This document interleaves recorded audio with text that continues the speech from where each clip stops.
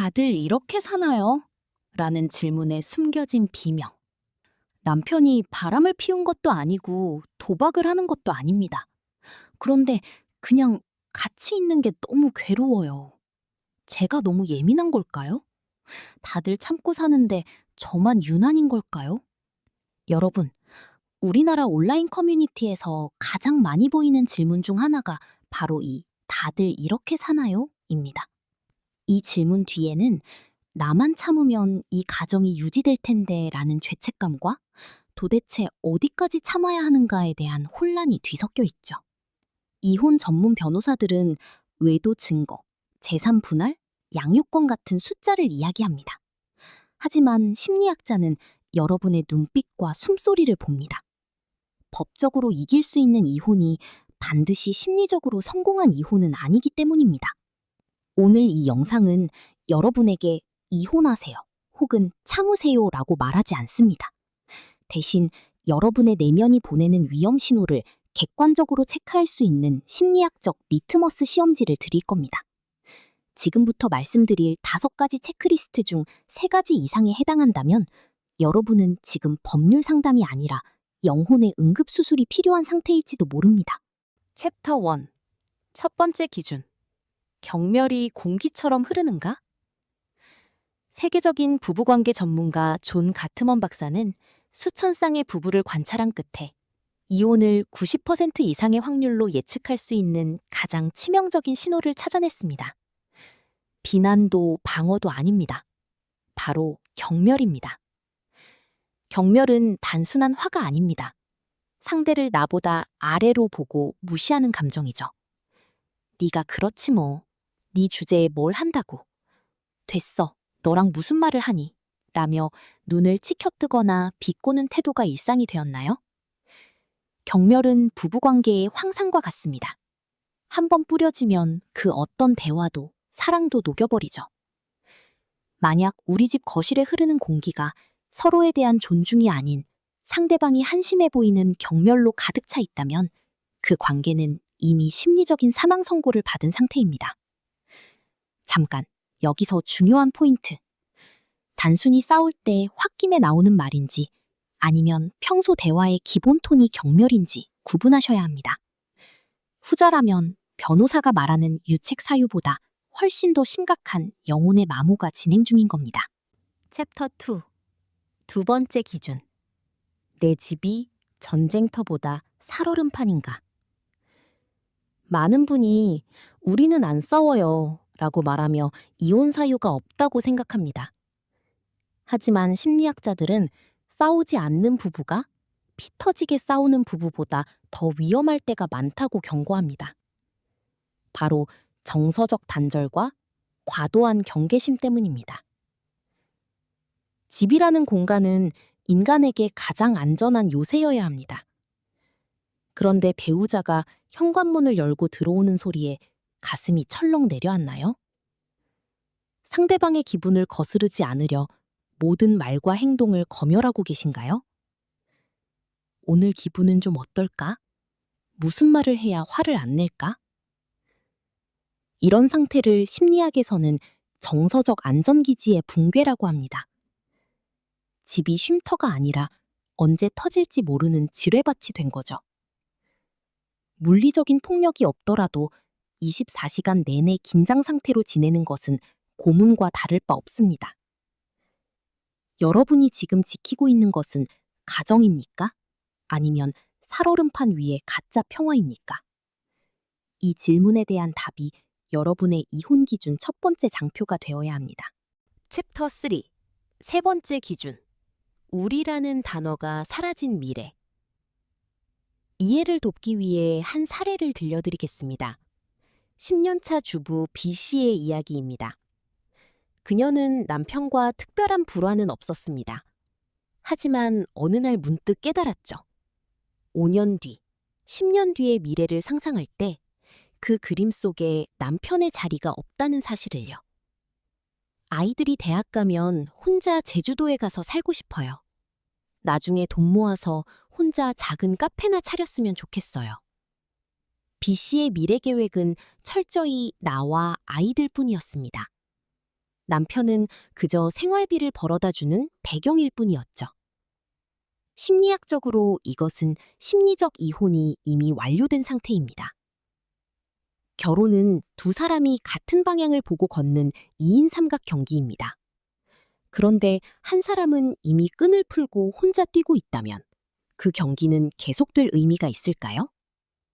여러분의 미래 지도에 배우자가 짐이나 배경이 아닌 파트너로 그려지고 있는지 냉정하게 확인해 보십시오. 중간 체크. 여러분의 심장은 지금 몇 점인가요? 여기까지 들으시면서 이건 내 이야기인데 싶어 가슴이 먹먹해지시는 분들이 계실 겁니다. 이제 절반 왔습니다. 뒤에 나올 두 가지 기준은 좀 더 현실적이고 뼈아픈 이야기가 될 겁니다. 특히 네 번째 기준은 한국인들이 가장 많이 범하는 착한 사람 콤플렉스와 관련이 있습니다. 이 기준을 통과하지 못하면 이혼을 해도 혹은 참아도 불행은 끝나지 않습니다. 잠시 호흡을 가다듬고 다음 챕터로 넘어가 보겠습니다. 챕터 4. 네 번째 기준. 당신은 지금 불타는 집의 기둥을 혼자 잡고 있는가? 가장 가슴 아픈 상담 사례는 언제나 나만 참으면 된다고 믿는 분들입니다. 한국 사회에서 효녀로, 성실한 아내와 남편으로 살아온 분들일수록 이 책임감의 덫에 잘 빠지죠. 심리학에서는 이를 과잉 책임감이라고 부릅니다. 가정이 무너지는 것을 막기 위해 나 자신의 욕구와 감정을 완전히 지워버리는 상태입니다. 제가 더 잘하면 남편도 변하겠죠? 제가 좀 더 살뜰히 챙기면 아내의 히스테리도 줄어들지 않을까요? 여러분, 냉정하게 자문해 보십시오. 지금 당신의 결혼 생활은 두 사람이 함께 노를 저어가는 배입니까? 아니면 한 사람은 배에 구멍을 내고 있는데 당신 혼자 필사적으로 물을 퍼내고 있는 상황입니까? 만약 관계를 유지하려는 노력이 일방통행이라면 그것은 관계가 아니라 연명입니다. 혼자서 기둥을 잡고 버티는 동안 당신의 손등은 피골이 상접하고 뼈가 으스러지고 있습니다. 내가 놓으면 당장 무너질 것 같아 무섭나요? 하지만 기억하세요. 당신이 죽고 나서 유지되는 가정은 아무런 의미가 없습니다. 당신이 사라진 기둥은 결국 무너질 수밖에 없으니까요. 챕터 5. 다섯 번째 기준. 5%의 기적을 믿고 도박을 하고 있지는 않은가? 많은 분이 이혼을 망설이는 가장 큰 이유는 상대방의 변화 가능성 때문입니다. 가끔은 잘해줘요. 본성은 착한 사람이에요. 라며 5%의 희망에 95%의 고통을 베팅하죠. 심리학적으로 인간의 핵심 성격은 만 18세 이전에 거의 완성됩니다. 특히 공감 능력 부족, 폭력성, 중독 성향, 가스라이팅 같은 문제는 단순한 습관이 아니라 깊이 뿌리 박힌 성격 구조의 문제입니다. 여기서 심리학자가 권하는 냉정한 체크 방법이 있습니다. 바로 과거 6개월의 법칙입니다. 지난 6개월 동안 상대방이 본인의 잘못을 진심으로 인정하고 구체적인 행동의 변화, 상담 치료, 약물 치료 등을 지속적으로 보여주었나요? 말뿐인 사과는 변화가 아니라 위기 모면입니다. 만약 지난 6개월간 제자리 걸음이었다면 앞으로의 6년도 똑같을 확률이 99%입니다. 당신은 지금 변화할 수 없는 사람의 어쩌다 한번 있는 친절에 인생을 걸고 있는 도박꾼은 아닌가요? 희망 고문은 가장 잔인한 폭력입니다. 챕터 6. 여섯 번째 기준. 아이에게 불행의 지도를 물려주고 있지는 않은가? 앞서 영상 9에서 아이 때문에 참는다는 말의 무게를 다뤘지만 여기서 한 단계 더 들어가 보겠습니다. 아이들은 부모의 말을 듣고 자라는 게 아니라 부모의 뒷모습을 보고 배웁니다. 부모가 서로 경멸하고 대화가 단절되어 있으며 한쪽이 일방적으로 희생하는 모습을 보고 자란 아이는 무의식적으로 그것을 사랑의 기본값으로 입력합니다. 아, 사랑은 원래 참고 견디는 거구나. 결혼은 원래 서로 무시하면서 사는 거구나. 나중에 당신의 소중한 자녀가 커서 지금 당신과 똑같은 고통을 주는 배우자를 만나 엄마도 아빠랑 이렇게 살았으니까 나도 참아야 해 라고 말한다면 당신의 심정은 어떨까요? 당신이 보여주는 불행한 인내는 아이에게 인내심을 가르치는 게 아니라 불행에 익숙해지는 법을 가르치는 것입니다. 아이에게 건강한 관계를 가르치고 싶다면 먼저 부모가 자신을 존중하고 행복해지는 법을 몸소 보여줘야 합니다. 그것이 부모가 줄 수 있는 가장 큰 유산입니다. 오리엔티레이션. 이혼은 정답이 아니라 선택입니다. 지금 이 체크리스트를 들으며 숨이 가빠오시나요? 그래서 무조건 이혼하라는 거야? 라고 묻고 싶으실 겁니다. 아니요, 제 답은 다릅니다. 이 리스트의 목적은 당신을 등 떠미는 게 아니라 당신이 서 있는 지도의 좌표를 정확히 찍어드리는 데 있습니다. 좌표를 알아야 도망을 가든 다시 싸우든 결정할 수 있으니까요. 자, 이제 마지막 챕터들이 남았습니다. 가장 중요하고 본질적인 질문입니다. 법서류에는 적을 수 없지만 당신의 인생 장부에는 반드시 적어야 할 나 자신과의 화해에 대한 이야기입니다. 이 마지막 기준을 모르면 이혼을 해도 지옥은 끝나지 않습니다. 채널 고정해주세요. 챕터 7. 7번째 기준. 거울 속의 나를 알아볼 수 있는가? 여러분, 잠시 영상을 멈추고 거울 앞에 서보시기 바랍니다.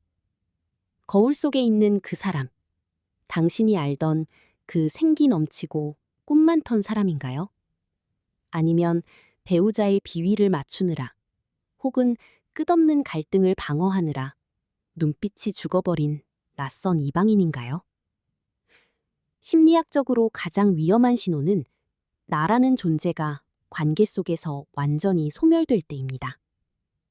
내가 뭘 좋아하는지 잊어버렸어요. 내가 무슨 말을 하고 싶은지보다 그 사람이 어떻게 반응할지가 더 중요해요. 이것을 자아 침식이라고 합니다. 관계를 유지하기 위해 내 자아를 조금씩 떼어내 배우자에게 바치다 보니 결국 껍데기만 남은 상태죠. 이혼 전문 변호사는 당신의 재산이 얼마나 깎였는지 묻겠지만 심리학자는 당신의 영혼의 잔고가 얼마나 남았는지 묻습니다. 내가 나를 잃어버린 상태에서 유지하는 결혼은 그저 서류상의 유지일 뿐입니다. 당신이 다시 숨을 쉬고 당신의 목소리를 낼 수 있는 환경을 만드는 것.